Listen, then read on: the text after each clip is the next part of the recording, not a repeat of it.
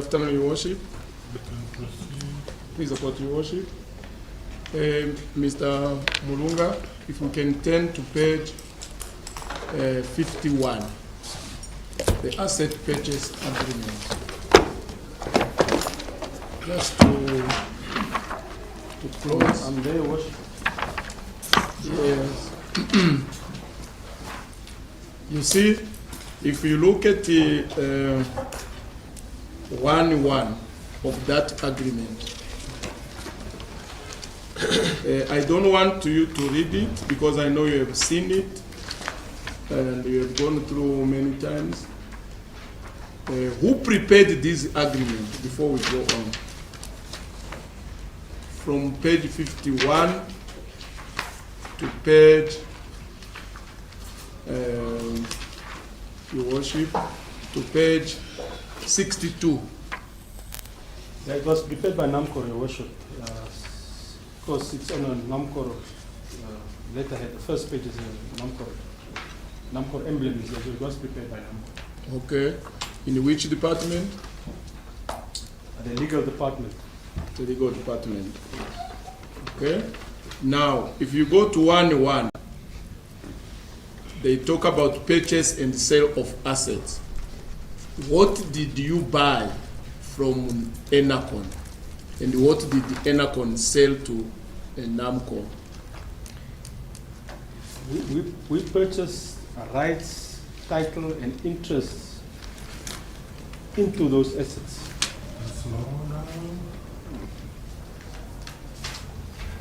Now we bought Enercon's rights, title, and interests into those assets. That's what we bought.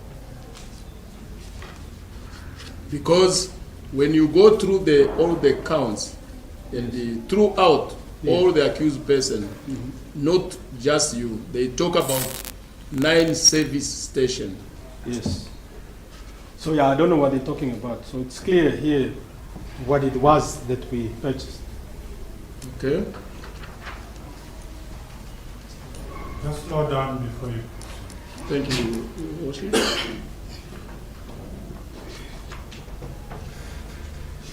Just to clarify on the page 51, Yes, sir. testified the agreement was prepared by NAMCOR. I just want to understand, was it prepared by NAMCOR or was it prepared by NAMCOR Trading? Or by NAMCOR Trading. It was prepared by the lawyers on behalf of NAMCOR Trading and Distribution. Not NAMCOR? No, no. Because you earlier testified prepared by NAMCOR. I want to make you that distinction. Okay, Your Worship. There are not 2 legal departments. There's one legal department there where the people are employed by National Petroleum Corporation of Namibia, NAMCOR. However, that legal department also serves NAMCOR Trading and Distribution. So the legal, Try to slow down. yeah. Yes, so the agreement, my question is, was it prepared by NAMCOR or NAMCOR Trading? Yeah, it was prepared by NAMCOR Trading because this is a NAMCOR Trading agreement. It was prepared by NAMCOR Trading by the legal department of NAMCOR.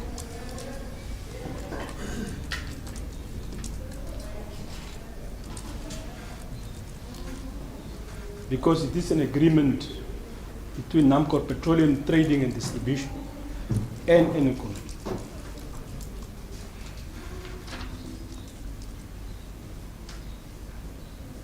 Council, we can proceed. Please support Your Worship.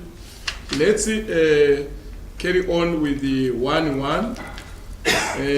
Can you read the paragraph after Exhibit B at page 53, Your Worship?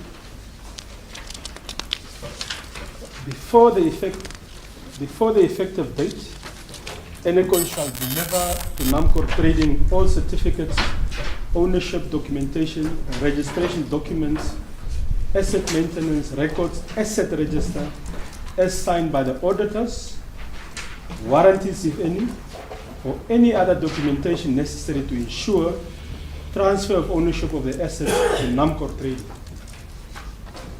Okay. Was this clause or parts of this clause, was it complied with by Enercon? Yes, at least part of the clause was complied with. Obviously, I didn't work with these things directly myself, but before I signed the agreement, I could see the asset register, and I was told that was the proof of ownership that would be required for us to proceed. Okay, while you are there, Your Worship, I want the witness to go to page 79 of the bundle, Your Worship.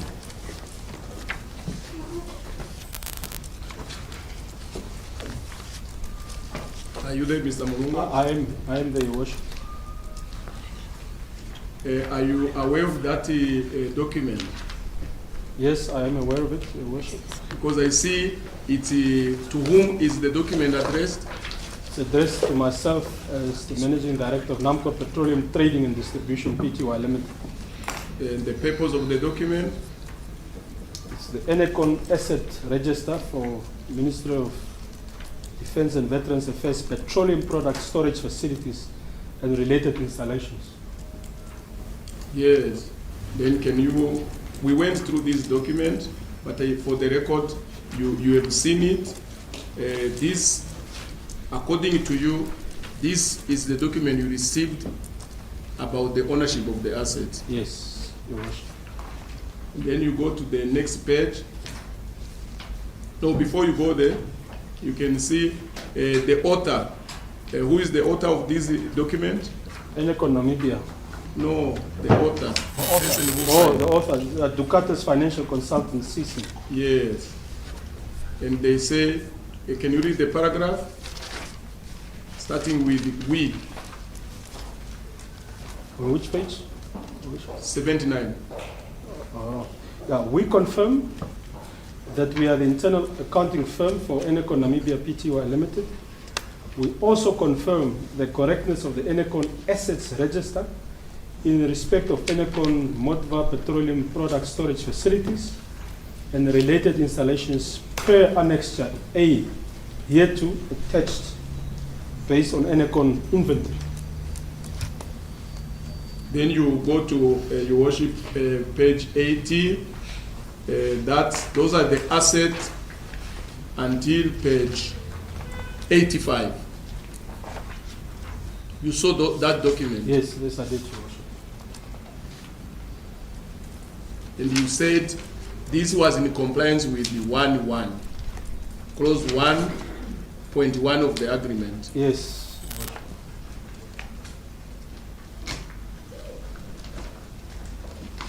Now, of course, we know it's not in dispute that after receipt of asset register, NAMCOR made payment of 35 million to Enercon joint account together with NAMCOR, correct?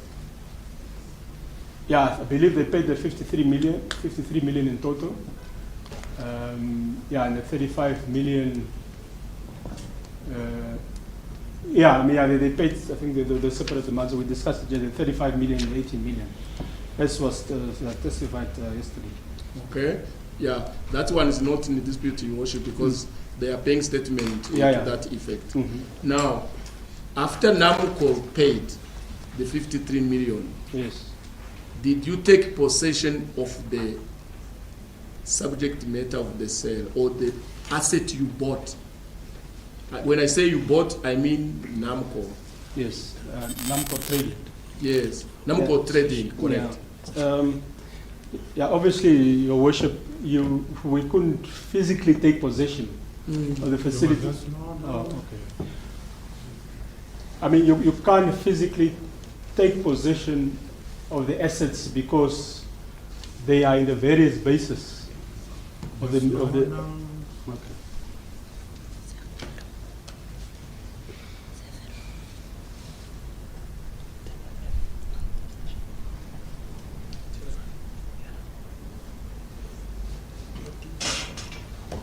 Your Worship, I think I have to. However, sorry, Your Worship, pardon. I think I have to rephrase, not possession, by delivery. the delivery of the assets by the seller to the buyer. Buyer being NAMCOR, seller being Enercon. Okay. So, Your Worship, you can't take physical delivery of the assets because the assets are built on the facilities or on the various sort of facilities of the Ministry of Defense. So, according to the agreement, the ownership of those assets will change on the effective date. Just pause.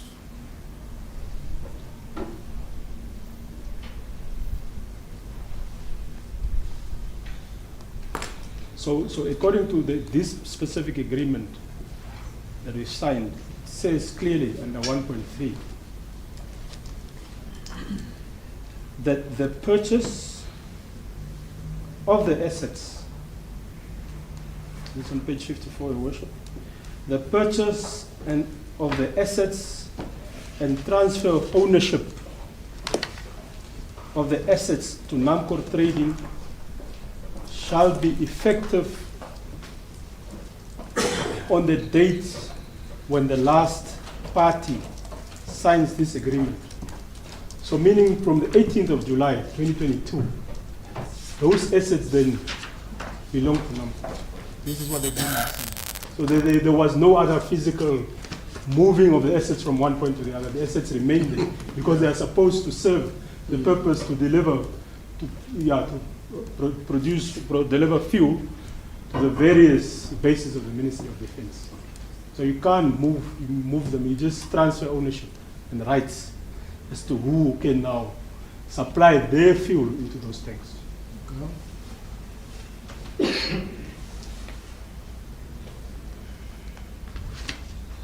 Yes, Your Worship. Now, did you, as per the agreement of March 2022, that session, the exclusive, the supply of fuel, the fuel supply agreement? Fuel supply agreement. Yes. Did you, I mean NAMCOR, is from the effective date, did NAMCOR supply fuel to Enercon in accordance with that agreement, of course, using those assets? Yes, I believe so, Your Worship. Just pause. You're saying yes, you believe. Yes, I believe so, because there were subsequent payments that were made after that effective date.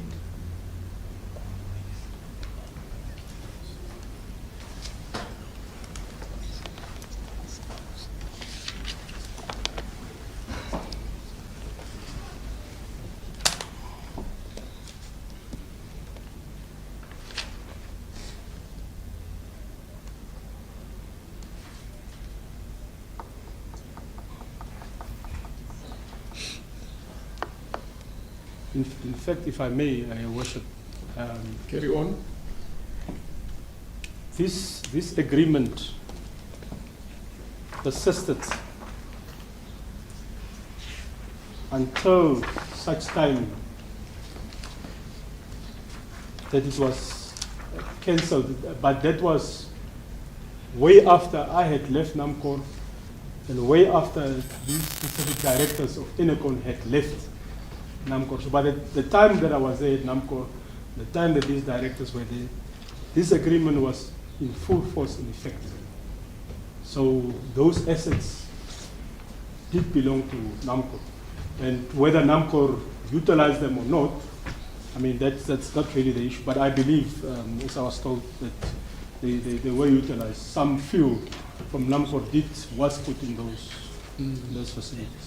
Yeah, that's correct, Mr. Mulunga. Let's move to page 86. You touched on something which is very important, Your Worship. Page 86 to 88.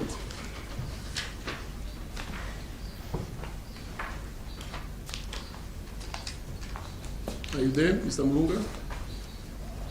Yes. You want me to read?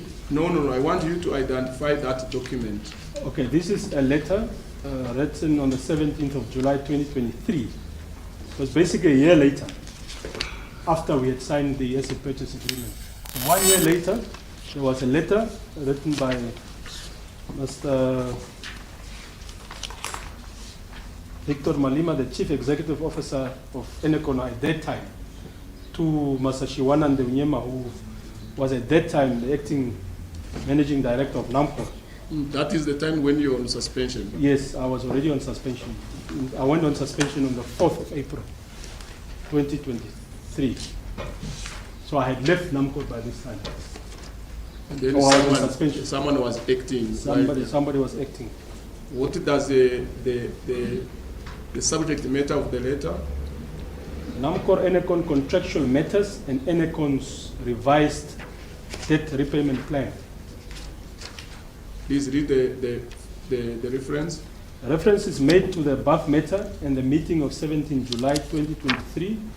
We wish to confirm that Enercon is committed to resolving the issues arising from the said meeting as follows. Number one, Asset purchase agreement. It is noted that there are differences in the interpretation ascribed to the assets. Purchase agreement dated 15 July 2022. As a way forward, Enercon proposes to have a cancellation of the agreement by mutual consent, and NAMCOR is reimbursed the amount of 53 million as a once-off payment. wow. And you are being prosecuted for having stolen or making gratification and rewards in the same amount. Yes. And someone is making an offer to pay back the full amount to Enercon, not to NAMCOR. Let's look at what NAMCOR says about that, because the others, we don't want to go into peripheral issues. Let's focus on the real issues. Let's look at the answer, Your Worship. It's at page 89.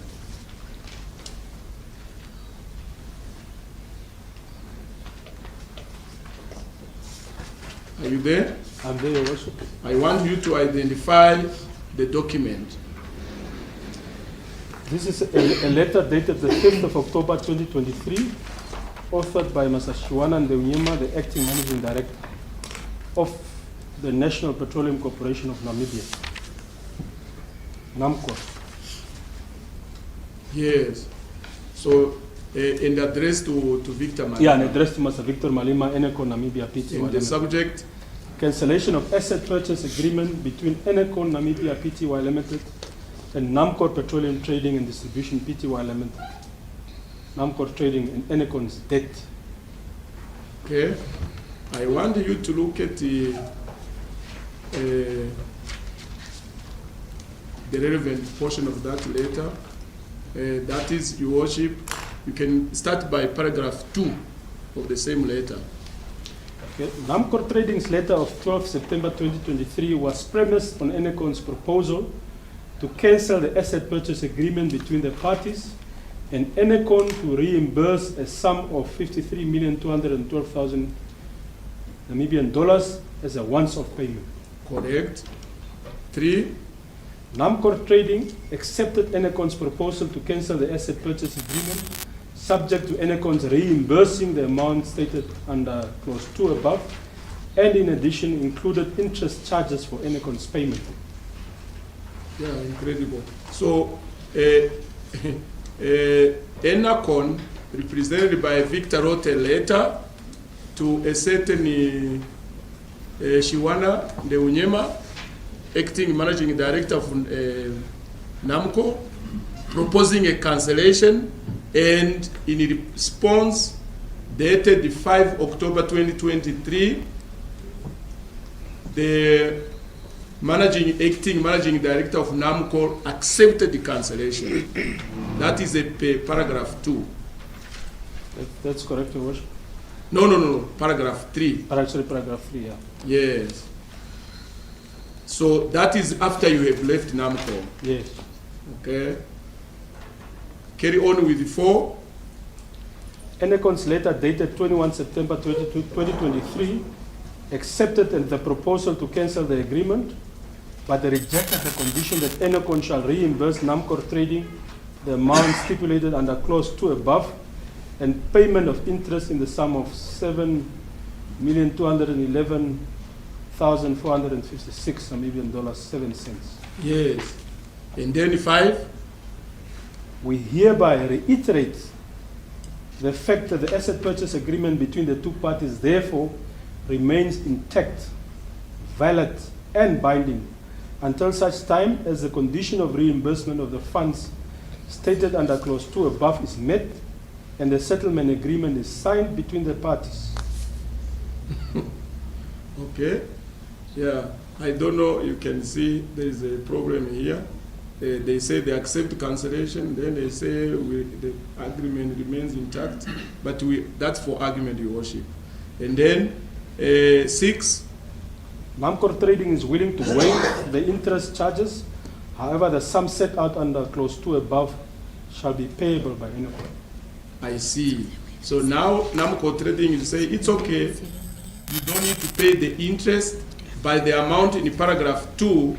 If you go back to paragraph 2, this is the same amount where you are being charged for conspiracy, theft by false pretense, and all sorts of allegations, correct? That's correct, Your Worship. Okay. And now, 7, NAMCOR Trading reserves all its rights as it pertains to the asset purchase agreement and in law. yeah, of course, Mr. Mulunga, remember we said in the event there is a dispute, you remember there is an arbitration clause. Yes. Now, as far as you know, I don't want to bother you with all the remaining paragraphs. If, I know you are not a lawyer, but as a managing director of one of the biggest parastatal dealing with the oil products, you would understand. If you cancel a contract, if both parties agrees to cancellation, what must follow? What is the next step? If you don't understand, you can say what. No, I don't understand. Yeah, in terms of. We will argue. I must place this on record that Your Worship, once both parties to a contract agree to cancellation, the next step, which is a natural step, is restitution of damages. Whoever received anything from the other party must restore, because you can't keep that performance unless there is a legal basis for that. So, Your Worship, that is the examination in chief for the applicant. Unless maybe, hang on, Your Worship.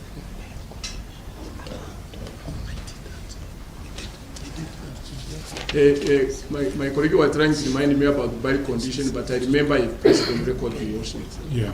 Please, the court, Your Worship. Yeah. Unless there is something you want to add? Yes, there is something that I want to add. Yeah, obviously, as somebody with 25 years experience in this industry, I understand that the court might not really appreciate how these types of transactions are done. So perhaps if the court can allow me 5 minutes, maybe just to explain actually why asset purchases are done in the industry, and maybe to put this transaction with Enercon and NAMCOR Trading into context, if you allow me, Your Worship. Please go ahead.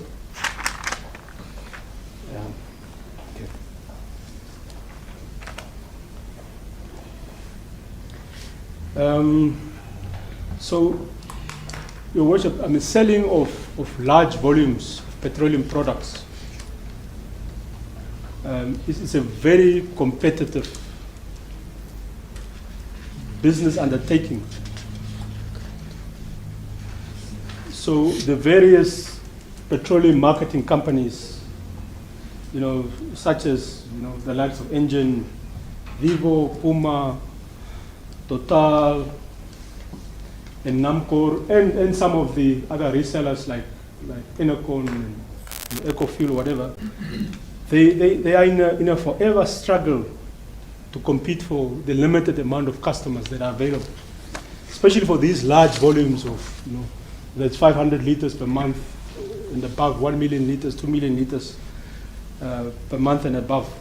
So there's very, very tight competition, and sometimes they fight so hard, to snatch even customers from each other. So for large customers like mines, transport companies, municipalities, road construction companies. Try to go slow because okay. His worship is taking notes. Okay, so sorry, Your Worship. Yeah. Government ministries. For them to give a tender or award a fuel supply agreement to a supplier such as this that I just mentioned, I mean, the supplier needs to make a proposal to such a customer that includes various, variables such as the price, a discount, or rebates, the number of years that they are willing to supply, and also to actually offer to construct fuel dispensing equipment, bulk fuel storage facilities, basically large tanks. That's what bulk fuel storage facilities are, large tanks.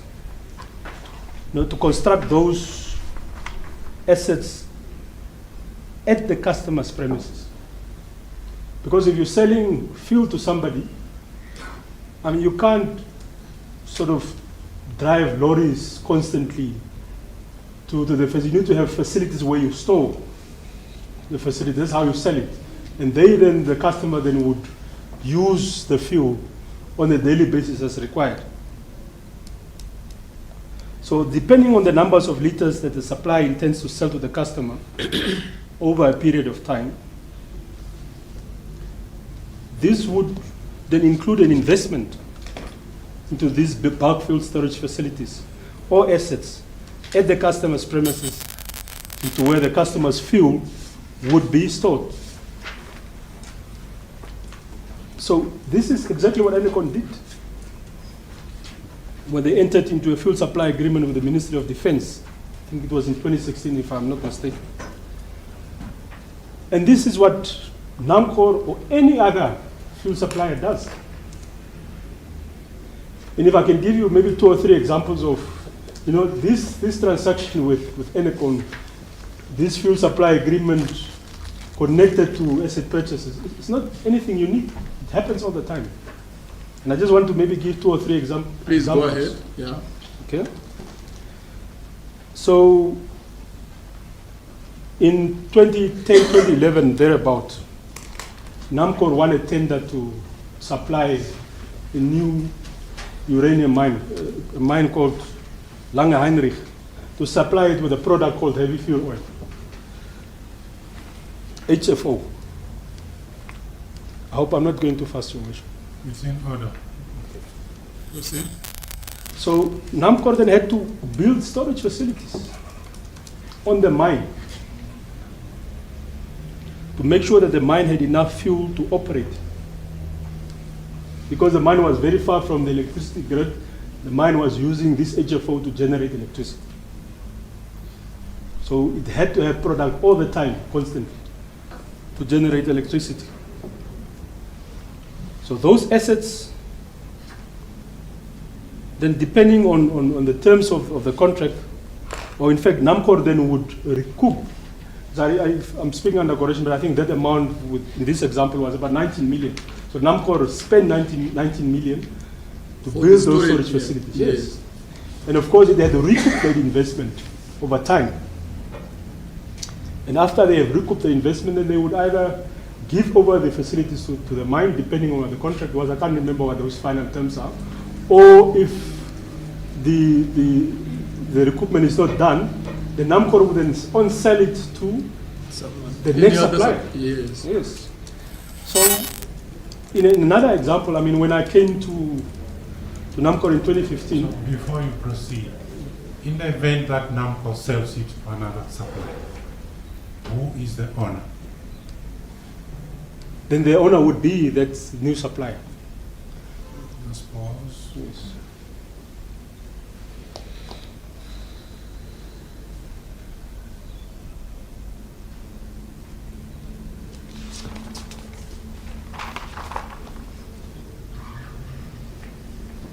You can proceed. You were about to give another example. Yes. Another example which is closer to home to this example. Yes. When I joined NAMCOR in 2015,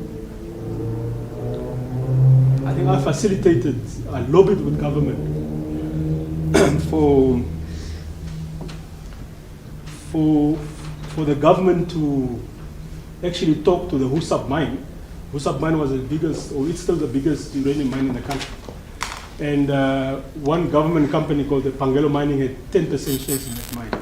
So I lobbied with the minister to say, please make sure that, because there was another tender coming out. Engine was supplying the mine at that time, and their tenure, basically, the tender came to an end. Correct. Yeah, so I lobbied, and then the mine issued the tender to NAMCOR. These are large volumes. I think it's probably more than 1 million liters per month or so.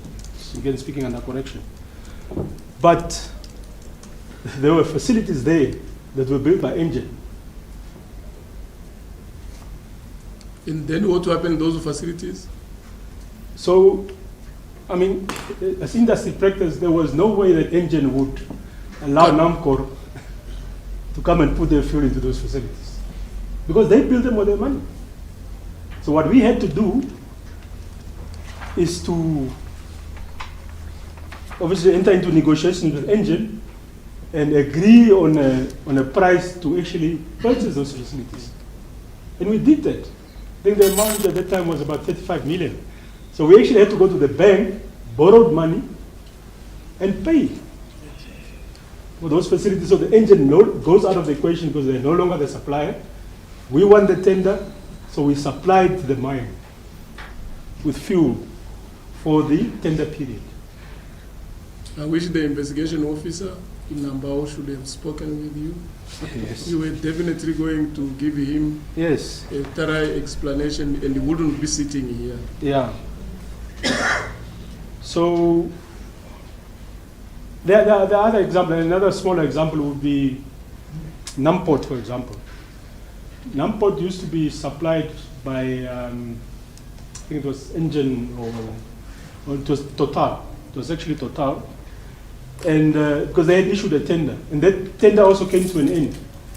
And Total had their storage facilities on the premises of Namport. Of Namport. Yes. And again, we won the tender to supply Namport. So again, in that example, we couldn't just come and supply Namport, putting our fuel into those tanks, because they were not ours. So either Total had to remove their tanks and we put our own tanks, or we could go into an arrangement with Total to say, we will buy over your facilities. And that's what we did.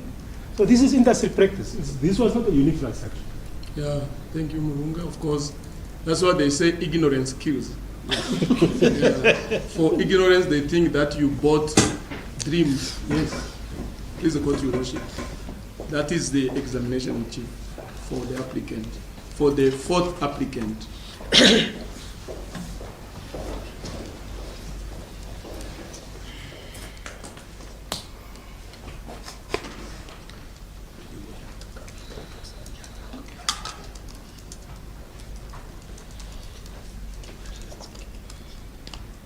We can proceed.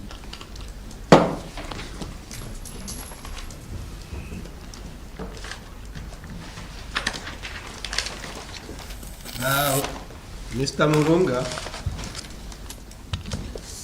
the court gave me leave to cross-examine you, and I am acting on behalf of 3 applicants. You know that. Yes, no, Your Worship. In respect, Your Worship, of applicant number 3, I have no single question. It is in respect of the first and second applicants that I will canvass few issues with you, Mr. Mulunga. Yes. But just to start with the issue that my colleague canvassed you at the end, as an experienced corporate leader and an executive of many years in the petroleum industry, a dispute of this kind, say arbitration between 2 parties, what would be the appropriate composition of the parties arbitrating?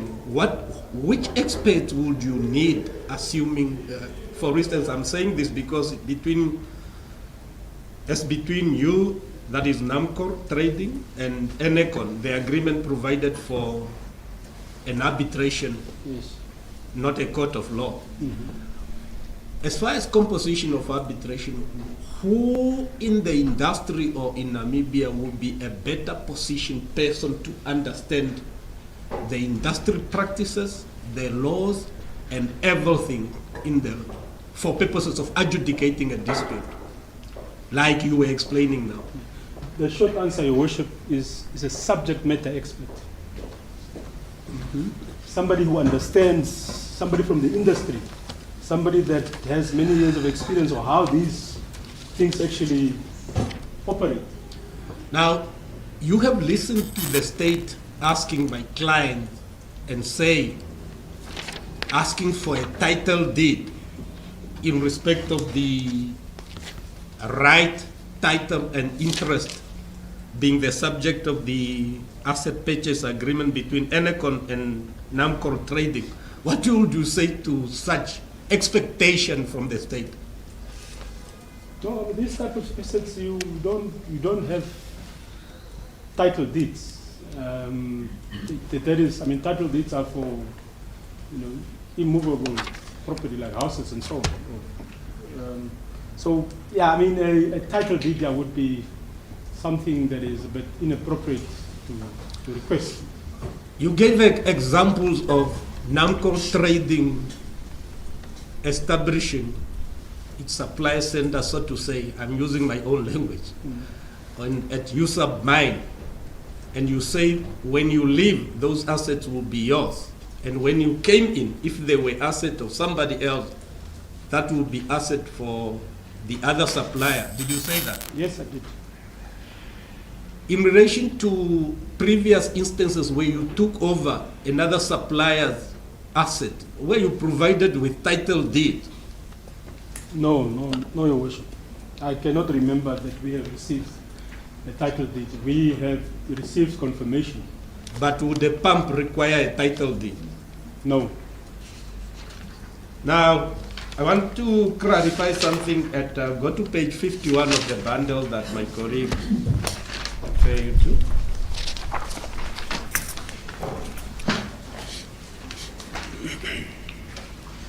You have spoken about, I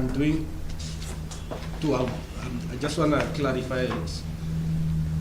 Bulk storage facility. Remember you spoke about that. Yes, I did, Your Worship. But in the agreement, can you just read out the full paragraph, the second paragraph at page 52? Can you just, page 52, in the preamble of the agreement, second paragraph, to give meaning to the bulk storage facilities. Yes. Can you read it out?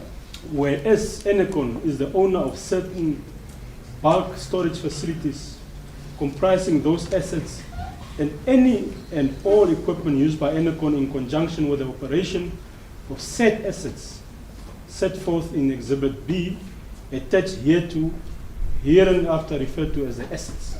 Okay, so in other words, you used, and I counted about 5 times bulk storage facilities owned by Enercon. So were you then referring to the facility comprising of those assets and any and all equipment that were being used by Enercon at those bases? That is correct, Your Worship. And are those the assets in respect of which the evaluation was done by your internal department and the outside engineering company? That's correct, Your Worship. Are they also the asset in respect of which the financial analyst, the expert, did projections you spoke about this morning as to how NAMCOR would recover its would recoup its purchase price of the asset? That's correct, Your Worship. And you referred to, it was not that clear. You said, if we maybe can go to those projections, Your Worship, it is in our bundle. The main bundle, I think, is D1. The one that has 286 pages. And for the witness, may I ask that the witness be provided with our second bundle? You can use yours. Feasibility. I'm referring to you can use your defense. Yeah, maybe you can just, which page is it? It's a page. Yeah. Yes, okay. Go take that small bundle. Okay, page. Okay. Okay. Just hang on. You go to page. And they're using me. So, to avoid confusion. I'm just trying to avoid confusion so that we use the same document. Yeah. Go to 243 of the small bundle that we gave you. 243 of our bundle.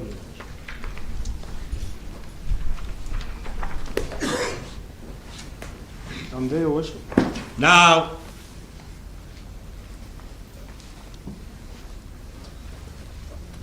you spoke about 4 years in your testimony in which NAMCOR Trading would have recouped or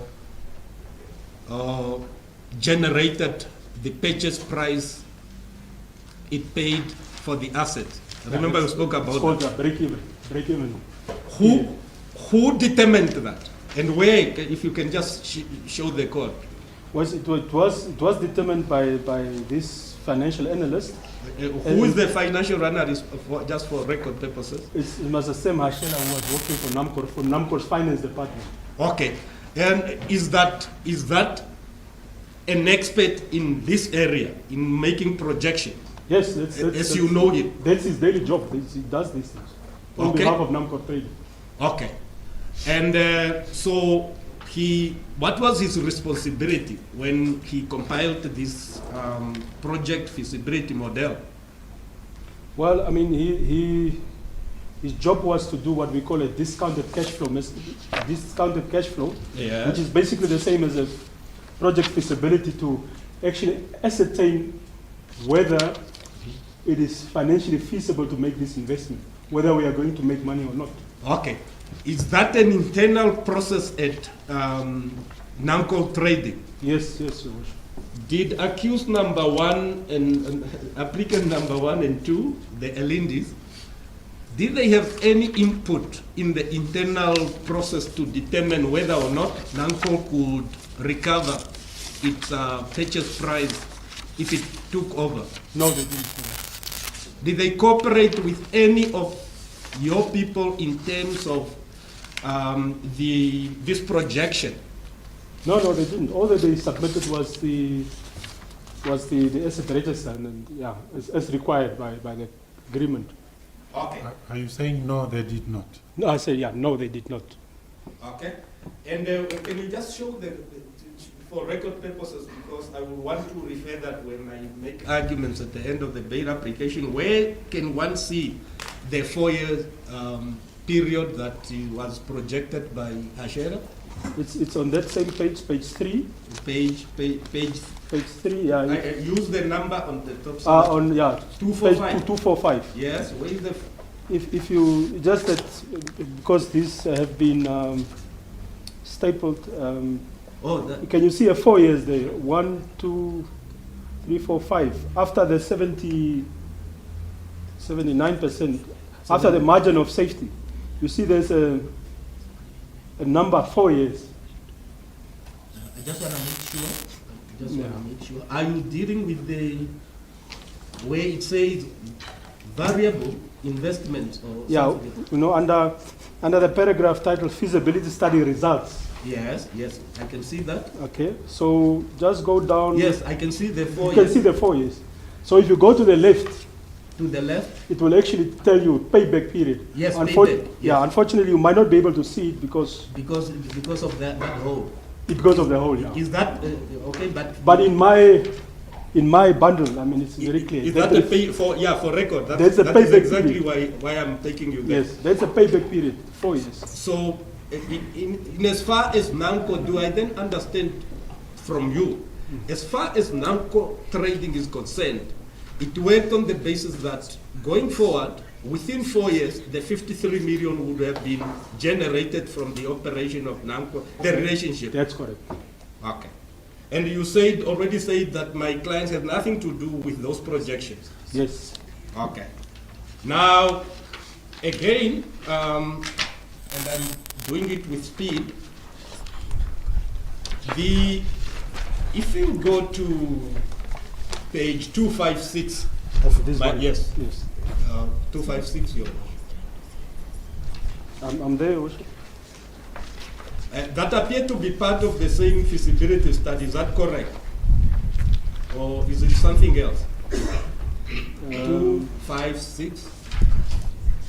Yeah, it appears as if it's the same. Look at the document. Yeah, take your time. And what is the title? Just take your time. Yeah, no, it's the same document, project feasibility model. Okay. Now, I just want to. You have stated that my clients have no influence whatsoever or input in the feasibility study except providing you with the asset register. Yes. Remember I said that? I did say that, yes. Okay.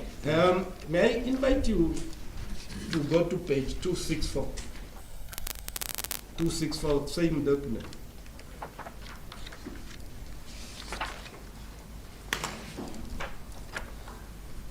Maybe for context, at the time, look, Mr. Mulunga, at the time your institution wanted to offer my clients, to approach my clients, the remaining period of Enercon and Ministry of Defense agreement was about how many years? 9 years. 9 years. Yes. Your Worship. So do I then understand you to mean that you were working to exploit the right interest and title for the remaining period? That's correct, the 9 years. However, the supply, the fuel supply agreement was for 10 years. Well, yeah. Yes, that the March 2022. That's not the March 2022 yes. supply agreement with Enercon. Is that what we are talking about? Yes. Yes, fine. But the for you to be the strategic primary supplier, you worked on how many years? What was the remaining period for Enercon? 9 years. Okay. So in other words, your benefit, your interest, your investment was for that remaining period. Yeah, it was, yeah.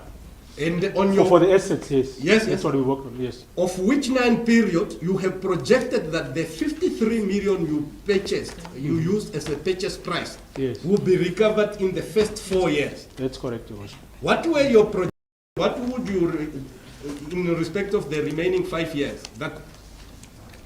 So or your own projection tells you within 4 years the 53 million paid to Enercon would have been recovered, and the 5 years. Actually, we work on what we call a net present value. Uh-huh. The net present value of that investment over a 10-year period was more than 22 million. That was the net present value. But I mean, I won't be able to tell you that, yes, for the 5 years. In fact, I probably would be able to tell you on this.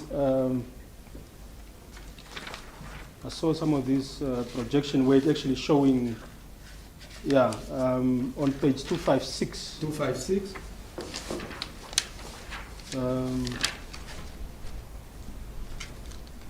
256, if you go 258. 258. So you see where it says 10 years there. Yes. There's a corresponding figure of 67 million. So 67. 67 Yes, million at the bottom. 632. Yes, 121. On the right, it's written 121. 120. Yes. After, the way I understand is, after you've paid back, or after the payback period, which is 4 years. which is 4 years, where you then, in 10 years' time, then this is the amount that you would make additional to the To the your payback. recovery, Yes, in terms the- of the purchase yes, price. Yes. Now,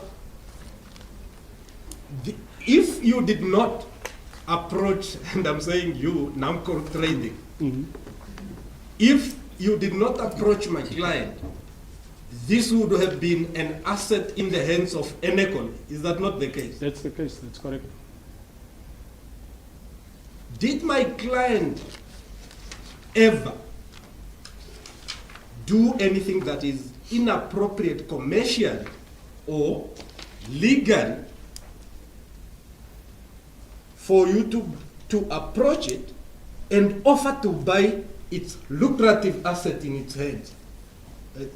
In other words, in Enercon's hands, represented by the two clients of mine. Did they involve themselves in anything inappropriate commercially or legally to entice you to approach them to get your hands on this lucrative asset in their hands? No, absolutely not. As you say, Your Worship, we were the ones that approached them because we saw a business opportunity to make money for NAMCOR Trading and Distribution. Go to page 271.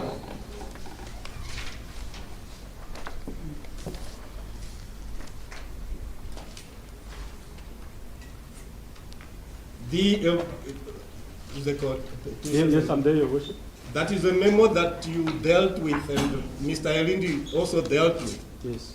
Now, I'm asking you this question in context of fraud charges and corruption charges against my client and conspiracy, that week, 1 week count. Yes. But I want to deal with you from the perspective that you were representing the victim of fraud, apparently. You were the one representing NAMCOR Trading, were you not? That's correct, Your Worship. And my clients are being accused of making misrepresentation to NAMCOR Trading, is that correct? That's correct. Is it not common cause that NAMCOR Trading is a corporate entity? Yes, it is indeed a corporate entity. It doesn't speak. No, It doesn't communicate. no, Somebody does on its behalf. that's correct, Your Worship. In liaison with my client's company, Enercon, were you not the one that concluded the agreement on behalf of NAMCOR Trading? Yes, I was, Your Worship. Okay. Now, you have read count 49 against my client, one of my clients, the same in respect of the other one. Fraud count. Yes, I've read it. Have you heard about the allegation that my client made misrepresentation and pretended to NAMCOR? Have you heard that? I have indeed, Your Worship. So, based on what I asked you, when the state said NAMCOR, it's actually you. You represented NAMCOR. Yes, I represent the NAMCOR, yes. My clients, in their capacity as directors of Enercon, liaised with you and concluded an agreement with you as the face of NAMCOR. That's correct, Your Worship. Did they pretend and make misrepresentation to you as NAMCOR? No, they didn't. Did you ever accuse them of fraud? Never. Could they have committed fraud without making representation to you? Could they ever commit fraud, seeing that you are the one representing NAMCOR in the conclusion of the agreement? Is it a possibility to commit fraud in relation to that agreement without making those misrepresentations to you? No, that's an impossibility. But, sir, can I ask you, if they did misrepresentation to you, does it make sense to be enjoying the accused dock with them? Can't you be the complainant? Does it make sense for the police and ACC to arrest the person who committed fraud and the victim. Does it make sense? No, it doesn't make sense. I should have actually then be free while they are in custody, if that was the case. But are you prepared, that version that on my question, if this matter goes to trial, I hope it must not collapse before that, but if it goes to trial, will you be prepared to repeat and testify under oath as you do, in that my client did not misrepresent any fact to you? Yes, I will be prepared to do that because that is the truth. Okay. Now I want you to, through you, because I was asking my client on the basis that they were alleged to be the fraudster, the one that committed fraud. But I want to ask you as a representative of NAMCOR, but unfortunately, you are also an accused person now. Now, look at page 271, Your Worship. You see background. Yes, Your Worship.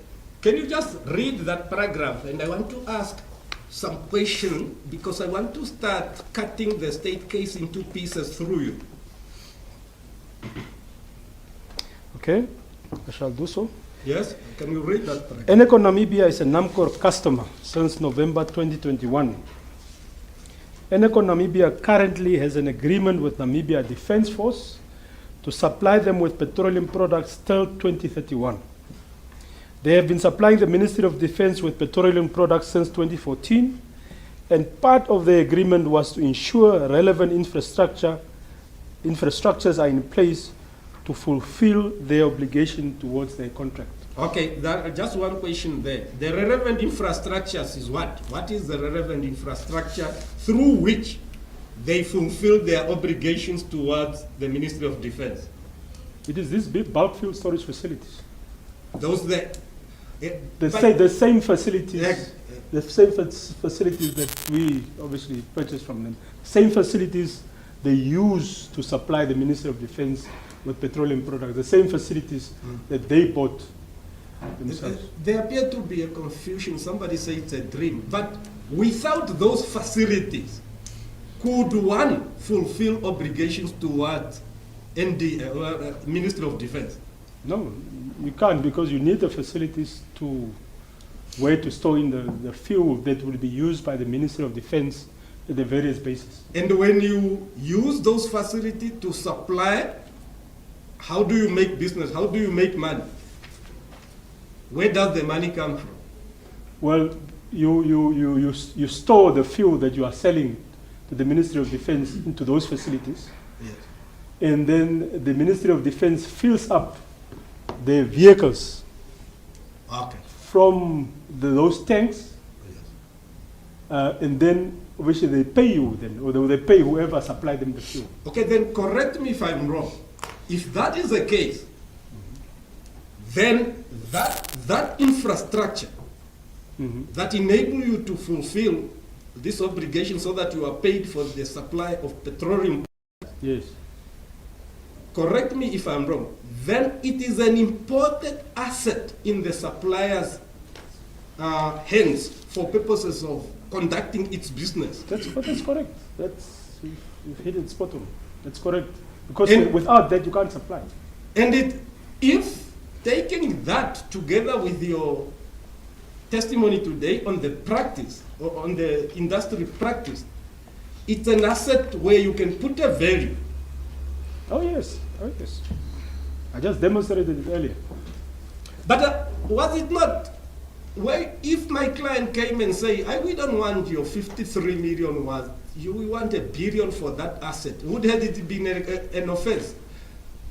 If my client insisted, we don't want this part, we want to sell you $1 billion, is it an offense from the owner of the asset, if approached by somebody, to put a price on asset it has? No. But in this case, who approached who? NAMCOR approached Enercon. You actually, you're representing, I'm not saying you did anything wrong. Yeah. No, you approached my client. Me as the managing director of NAMCOR Trading and Distribution, made an offer to Enercon to purchase those facilities as per the fuel supply agreement that was already negotiated and signed in March 2022. But lest we forget, but there was a build-up including internal processes. Is that not correct? That's correct. That's the process that is normally followed. That's the process that we follow. Okay, can we then move to page 272 so that I want to finish the speed, please, but this is important for my client. Now, can you read out the first paragraph at page 272? Additionally, NAMCOR would like to become the preferred supplier to the Ministry of Defense in the long run, and through acquiring these assets, it will put NAMCOR in a favorable position for future business relations with the Ministry of Defense. Now, when I read this, correct me if I'm wrong, this is an internal policy, strategic statement. Strategic and policy because it says NAMCOR would like to become the preferred supplier to Ministry of Defense in the long run, and through acquiring this asset, it will put NAMCOR in a favorable position for future business relationship with the Ministry of Defense. Am I wrong to say NAMCOR internally, you crafted and adopted a strategic policy to take over my client's assets? Yes, it was without instigation from my client. It was a strategic move from NAMCOR Trading and Distribution to say that eventually that's where we want to go. We want to be the one supplying the Ministry of Defense directly, but obviously you cannot do that if you don't have assets to supply them into. So therefore, the strategic imperative was to buy these assets from Enercon so that one day, obviously, when the contract expires, whatever, or if their relationship with the Ministry of Defense comes to an end, then we would then come in and supply the Ministry of Defense directly. That's exactly what you said. I think your policy was, in fact, your eyes were actually beyond more than 10 years. In other words, you buy these assets so that in future, for future business relationship, that would have placed you in a position to be the primary supplier. Yes, because once we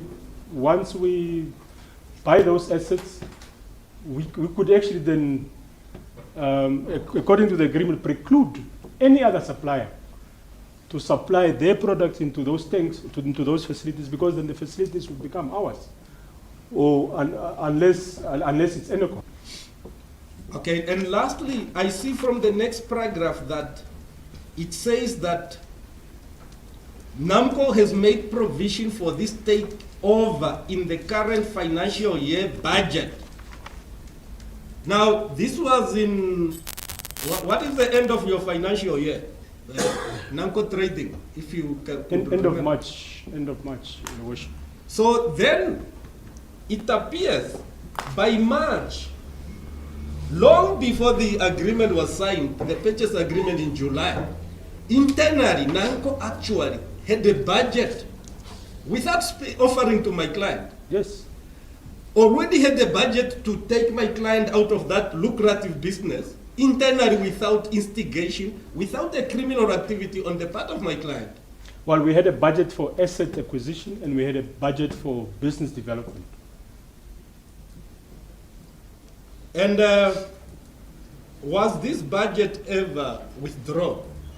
No, it was not withdrawn, Your Worship. And we know now that there was there were two valuations, one at 55 million, one at 53 million. Is that correct? That's correct, Your Worship. Now,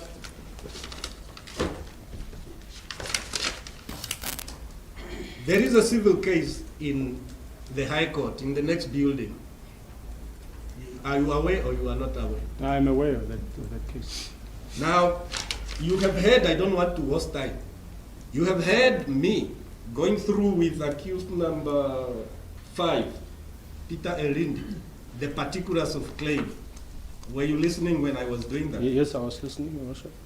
Now, in those particulars of claim, one of the main complaints by NAMCOR, the bigger company, and NAMCOR Trading is that allegedly the employees, including yourself, and some other people worked with my client in relation to a sham valuation. Were you following? I was following, yes.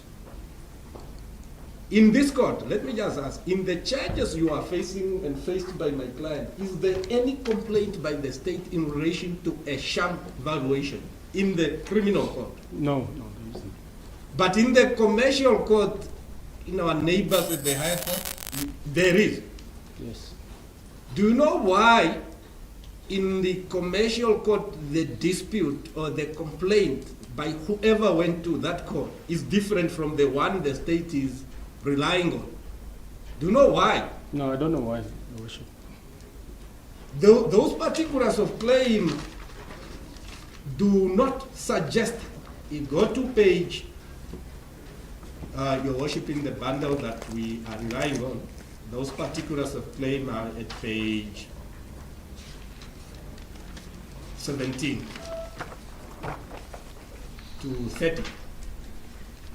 Second amended particulars of claim. Okay, I don't have. Bundle. If you can, yes.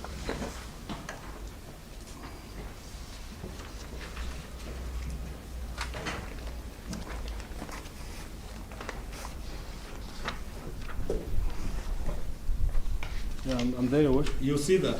Yes. And if you go to, and I want to take you to the discounted projections, DCF. Yes, go to page 26, Your Worship, page 26. Are you there? Yes, I'm there, Your Worship. Now, you see at the bottom, 31.3. Can you just read out that sentence? So you said page 27? 26. 26. Yes. Okay. 31. Yeah, the discounted cash flow DCF methodology used by Mr. Sam Ashela, the financial analyst, to forecast the financial performance and sensitivity analysis of the proposed asset acquisition was not appropriate and was necessarily a sham because there was no contract between MOD and second plaintiff for second plaintiff to supply petroleum products to MOD. Okay, but let's go back to Sam Hashera. Yes. Do you know him very well? Yeah, I know him. What qualification does he have, if you know? I think he has a master's degree in finance, if I'm not mistaken. But is he an expert recruited by NAMCOR? Yes. Yes, Your Worship. How long have you worked with him? I found him at NAMCOR in 2015, so yeah, say 8 years. Did you doubt as the MD? Did you doubt his work? No, because this was his daily work. He didn't only work on this DCF, he's been working on some other DCFs as well. This is his daily job, his job description. But let's assume he did a bad job. Mm-hmm. Do you have any evidence of my client's involvement to make him do a bad job? No, I don't. Would that even make sense? It doesn't make sense to me at all. It's not logical. Okay, and now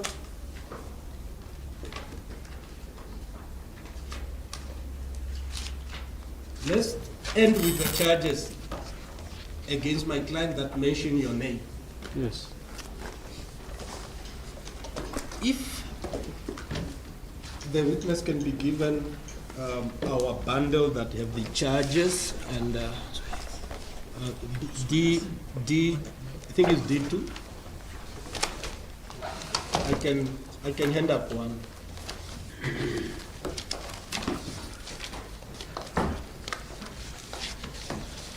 No, that will confuse me. Yeah, can you give this?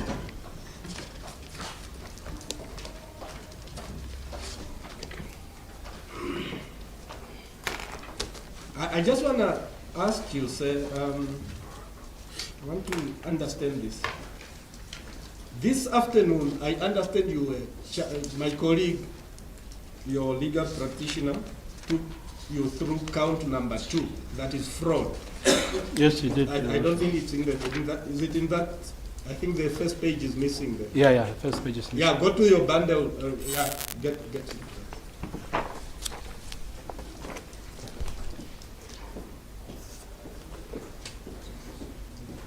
Now,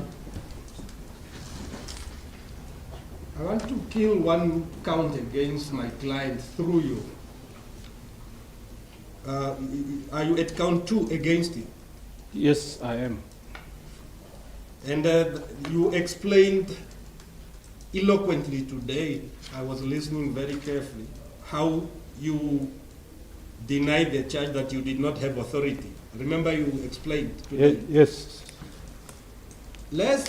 Because is it my client's business to know whether or not you have obtained authority? No, I mean, I'm sure they assume that I have authority if I enter into a contract with them. Is it the policy you refer to and the delegation of authorities documents? To whom are they applicable? To NAMCOR employees. Is it applicable to business people you are liaising with on behalf of NAMCOR? No. Is it even their business when you speak to them over the phone to lecture them on your delegation of authority? No. But didn't you tell my client through the agreement that says you are jury authorized, didn't you tell my client you are authorized? Yes, I did. So, do you understand the state taking on my clients in a criminal court in relation to your lack of authority? Do you understand where the problem is on the part of my client? Well, it sounds ludicrous to me, to be honest, Worship. That's the only word I can use. You are the person that worked with my client. If this matter goes to trial, would that be your version that they must assume that you have the authority? Yes. If you can go to now count 43.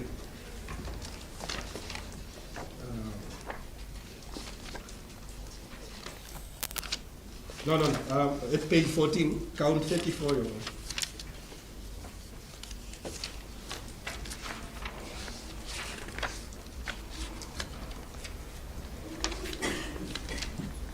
Now, maybe, what is a service station? You have been in the industry for 25 years. What is a service station? A service station is basically a place where you go and fuel up your car with diesel or petrol. It's a station that is normally branded by one of the well-known petroleum marketing companies, whether it's Engine or Puma or NAMCOR. Those are traditionally what are referred to as service stations. Okay, now let's give a practical example. You said you are from Ontario. That's correct. Originally? Originally, yes. And I see there is a road now, tired road going there, That's being correct. built. That's correct. Just in the industry, assuming you have a plot, customary communal land, you have all the certificates, and total of Enercon, and somebody comes, put up tanks and pumps for purposes to conduct business. Yes. Who would own the title, the right, and interest in those pumps? And Just before you respond, just a minute.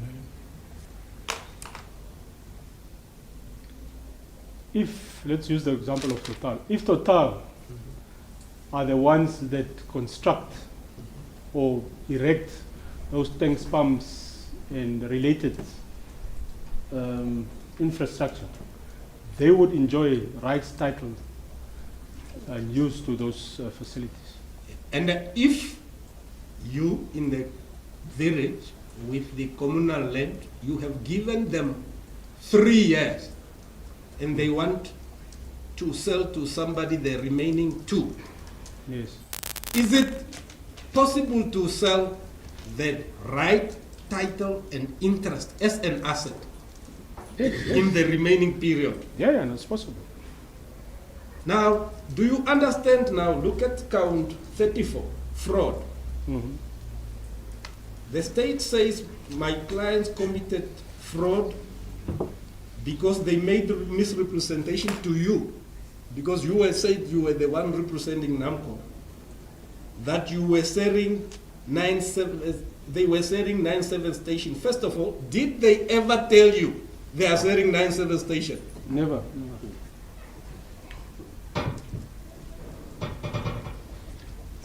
Were my client in a position to give you the right to be the primary supplier, doesn't matter whether directly or through them, in relation to the Ministry of Defense? Was that possible for them to sign an agreement and give you the right to be the primary and exclusive supplier to MOD, those many thousands of liters? Well, in fact, that's what they did. That's what we did together in the fuel supply agreement. They gave us the exclusive rights to supply to them so that they can't go and be supplied by somebody else.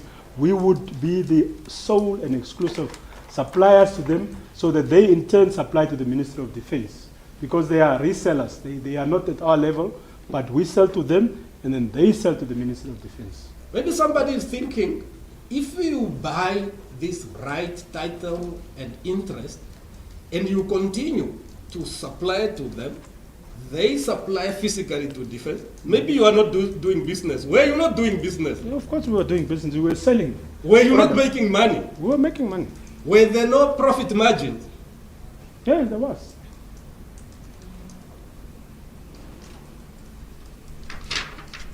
And if you move to page 15,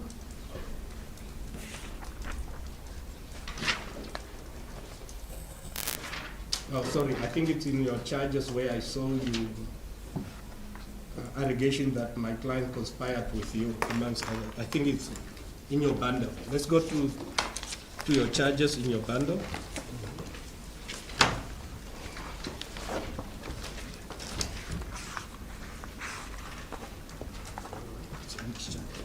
Listed.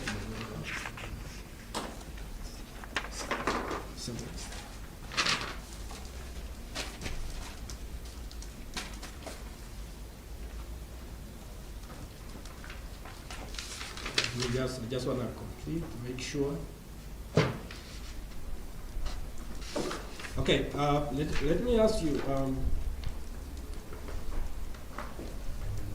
do you know, only if you know, do you know what is to conspire?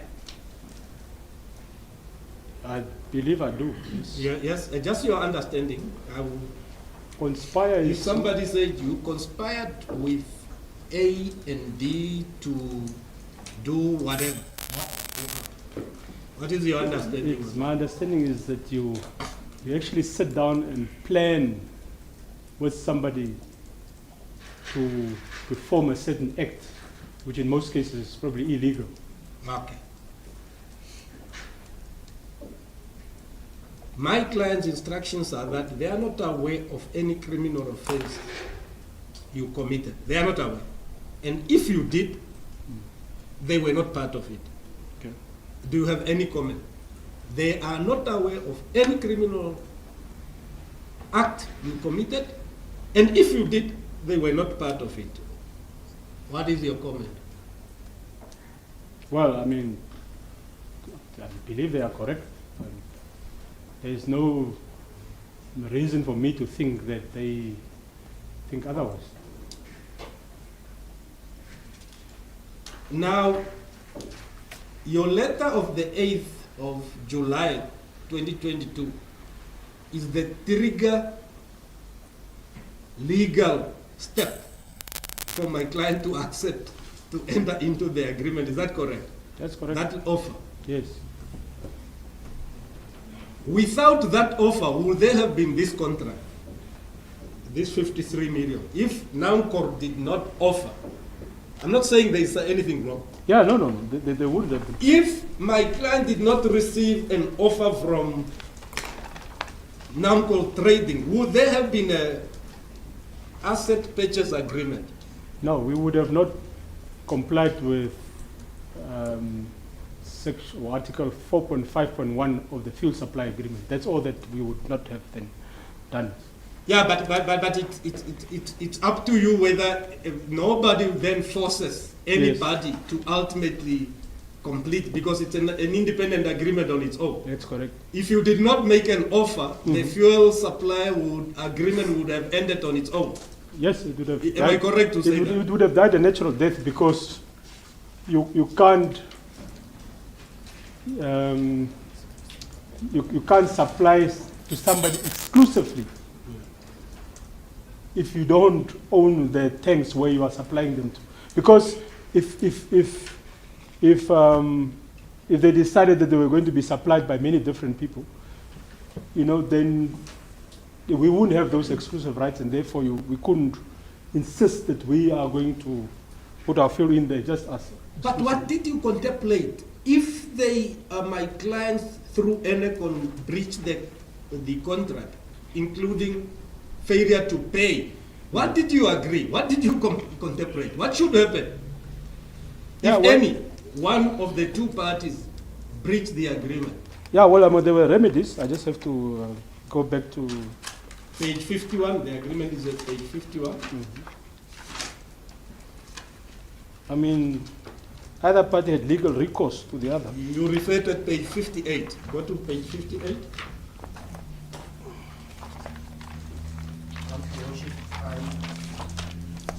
I have to object to that line of questioning, because if he knows that, he must go to the agreement himself, because counsel is actually leading him to that specific. This is not competency, it's cross-examination. No. Okay, can I respond? It's common cause already. The agreement is not in dispute. I am asking in respect of a particular document identified already to a witness. I can never waste time to say, what's the purchase agreement, so that the witness start repeating. I'm referring to him, to the agreement, and say, you already testified about this, then I will ask my question. May I proceed, Your Worship? Yes, I would also consider that the documents are before court, and directing the client to the page is just simply also saving time. Yes, a second, please. Yeah. Are you at page 58? Yes, I am, Your Worship. And you see close, you already read that is arbitration. That's correct. And that arbitration is between who? Between It's the for two purposes parties. of what? It's between the two parties to resolve any differences of opinion, or any differences, or any breaches, whatever it is. Okay, but then what I'm interested, can you just read out at page 59, 8.5, my colleague, your legal practitioner didn't have you read that, but on behalf of my client, that is important in my cross-examination. Can you read it for the record? Yes. The arbitrator will be entitled to make such award, including an award for specific performance. Just end there. What is specific performance? In other words, when you entered into agreement, you said the arbitrator for the dispute could make specific performance order. What is that? Award. What is that? Could award for a specific performance, for something specific to be ordered to be carried out by whatever party. By one of the parties? By one of the parties, yes. Could that include if you didn't pay, an order not to pay, or that is something else? No, that is included in this. Okay. Then can you go on? An interdict, damages. Yes, just ended damages. Yes. Let's assume it was correct if my client impeded you or obstructed you from enjoying the benefit of the asset. Yes. You agreed on damages. What, in that context, what did you entail? What did you contemplate? Why should there be damages? Well, if we are, for example, impeded from making use of the facilities to generate economic value out of them, we would then claim for damages specific to. Which court do you go to? Is it criminal court or is it arbitration, commercial court or criminal court? Well, go first to arbitration, and if arbitration doesn't work, then you go to a civil court. Did you ever contemplate that you find yourself in a dispute in relation to the agreement, as ending up not as a witness but as an accused together with my client? Not in a million years. An account of profit, what is that? An order in relation to account of profit? Yes, account of profits. Yeah, I'm sure this is dealing with, yeah, obviously the profits that one can generate. One would have generated? Yes. Okay. Now,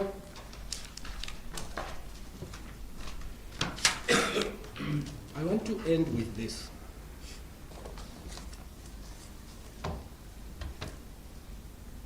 Did you receive any gratification from any of my clients? Absolutely not, Your Worship. Did you receive any reward for having done your work in relation to this matter, representing NAMCOR trading? Absolutely. From my not. client? Absolutely not. Would there have been any reason for my client to give you a reward? No, because it is a straightforward transaction. Why would somebody in the right mind pay a reward for a transaction that was clearly valid and, you know, went through the process?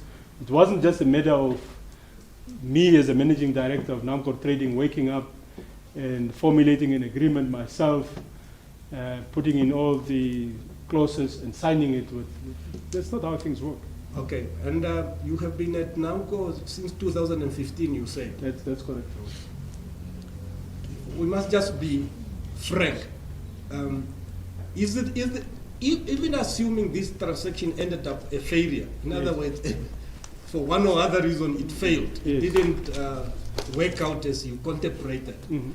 Is this the first ever transaction that there were failure in terms of payment or product or whatever? Is this the first commercial transaction? Your Worship, if you operate a business or in a business arena, you take risks, you win sometimes, most of the times you win, but there are some cases where you lose. There's no business arrangement where you just win 100% of the time. There is no company, even in Namibia, that where all their clients pay. Okay. There are always clients that don't pay, and this is also not the first time in NAMCOR's history where a client has failed to pay and ended up being liquidated, or we went after them. These things do happen, and you cannot, because a client now fails to pay, now you hold the managing director of that institution responsible for that in a criminal court. If this is how we're going to proceed, how will people want to work for public entities? But for what? I'm representing people who were not working for. You are saying that is shocking. But what about an outsider who then does business with NAMCOR?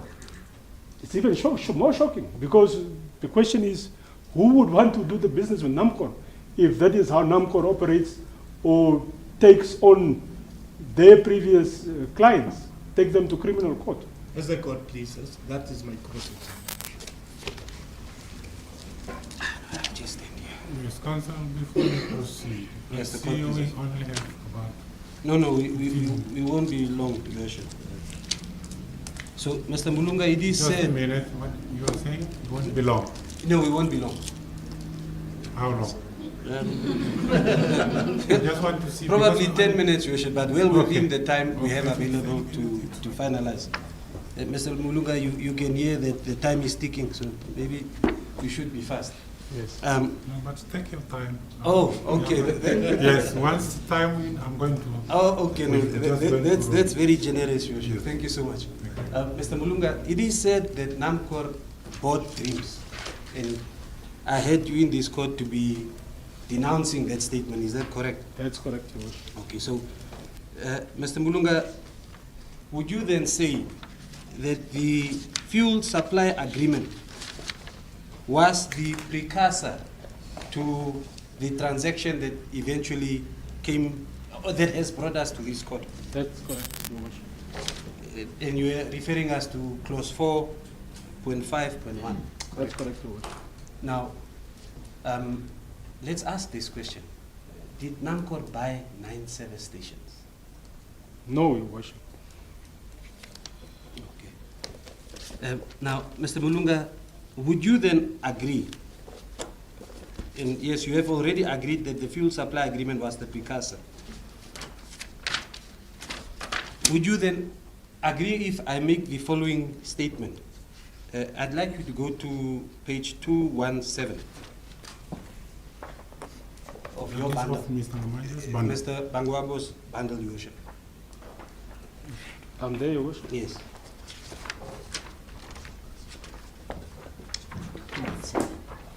Do you agree that this assessment conducted by a certain Mr. Shifeni was also a vital aspect to the transaction?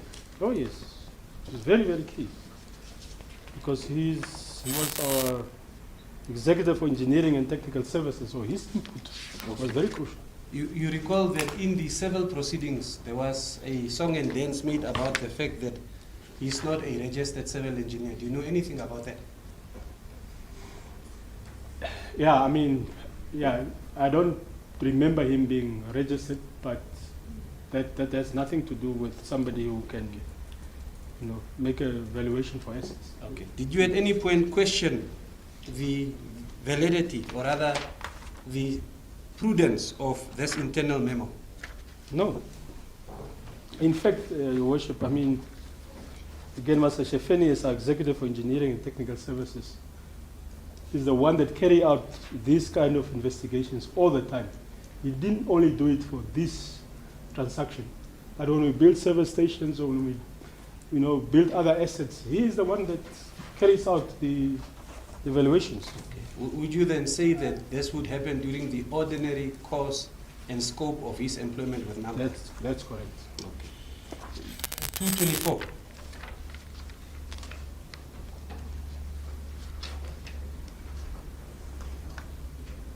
You agree that that is the project feasibility model that was presented? That's correct, Your Worship. You said that it was prepared by a certain Mr. Sam Hashela. Ashela. Yes. Okay. Did you have any reason to cast this assessment with doubt? No. You also confirmed that Mr. Ashela was an expert in that field, correct? Yes, he's a financial analyst. So Yes. also you were telling us that he had done previous others of the same nature. Again, in the normal course of his business, this is the type of work that he would do for NAMCOR trading and distribution. So during the normal course and scope of his employment or That's business? correct. That's correct. Okay. Employment? Because he His, was employed his with- employment. Yes. Okay. Now, and then I'd like you to go to page 65.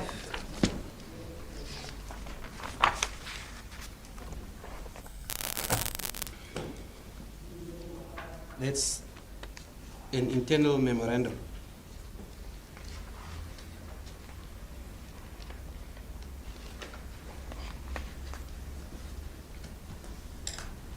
And you note that it's an internal memorandum from Olivia Dunaiski, accused number 4, to you as the managing director, correct? That's correct, Your Worship. Okay. Now, you, of course, during the course of proceedings today, you've also read part of those contents into the record. Yes, I did. Did you have any reason to cast this document with any suspicion or doubt? No, not at all. Okay. Why were you then comfortable in approving it? Because, I mean, obviously, it didn't just come from one person. It was obviously ordered by Olivia Dunaiski. It was supported by Davis Mapos. So all these people obviously would have had insight and gone through all these documents before it came to me. So that obviously gave me more confidence that, you know, my staff members actually went through this, made sure this is something legitimate that NAMCOR should go into, and they presented to me as a managing director, and obviously I approved it after having read through it. So I mean, the 3 documents I've covered with you, you've previously touched on it, but I believe you've only touched on one aspect. Would you, if anyone were to say that these were simply shams, it was a misrepresentation, what would you make of such a statement? I mean, it's because I don't see the basis of why one would say something is a sham. If it's something that I mean, obviously, if you don't understand the industry, or you haven't worked for NAMCOR, or maybe you are just a board that maybe perhaps don't really understand the industry, you might end up maybe coming to a conclusion that it's a sham, but there is no basis that it was a sham. And just as concluding remarks, you agreed that this transaction was in fact to the benefit of NAMCOR and it would be profitable? Yes, yes. That is what convinced me to sign this agreement, because just to make also a final and parting statement, that when I got to NAMCOR, the revenue of NAMCOR was around 610 million or so per year. Now, just in conclusion, are you still Yeah, I'm saying still something? busy, yeah. Oh, okay, yeah. And by the time that I left, the revenue of NAMCOR was 7.4 billion. And you do that with this kind of innovative transactions, where you go after businesses, after deals. Yes. Could you then ascribe the term dreams are valid to this transaction? If I understand you correct. Yes. I mean, given what you are saying, I mean, it's profitable, it comes from Yes. the process. Yes. So it's not just a dream you bought, but No. it's actually a valid dream that you had. Exactly. And Mr. unfortunately, Your Worship, unfortunately, the directors of Enercon that I signed this transaction with left on the 23rd of February 2023.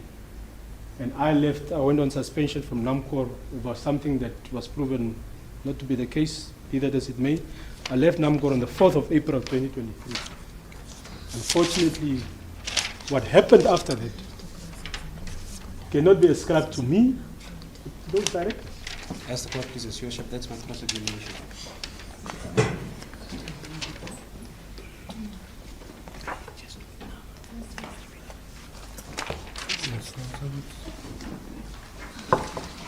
Yes, we are going to have the matter rolled. Yes. Sorry, Your Worship. Yes, we are going to have the matter rolled to tomorrow. Yes, please, as recorded. Your Worship, I just want to inform the court that out of respect and courtesy, that tomorrow I'm in the Supreme Court and one of my junior will be in court, but once I'm done in the Supreme Court, I will join. That is in order. Also, maybe just for the record, last week I indicated that I had another bail application in Mungunda, that is Katutura. I have communicated with the colleagues yesterday, and we have agreed to have that matter proceed tomorrow in the afternoon at 1400 hours. But also it depends, if they confirm in the morning that they are available, then I will proceed until 1300 hours. However, if they are unable to confirm, then we are going to proceed as like last week. Your Worship, may I request that we start at 10 o'clock, because at 9 o'clock I'm before Leadership Justice Prince Law for a short application. By 10 o'clock I should be done, Your Worship. Please, the court, Your Worship. Counsel? Unfortunately, it will be very unusual for me to ask someone to stand in for me, because I have to make sure that when my client is being cross-examined by the state or by anyone, I'm making notes for purpose of re-examination. Your Worship, in fact, we would appreciate if we start at 10. Yes. Then by agreement, the matter is rolled to tomorrow to proceed at 10 a.m. Is it excused? You are excused. The court adjourned.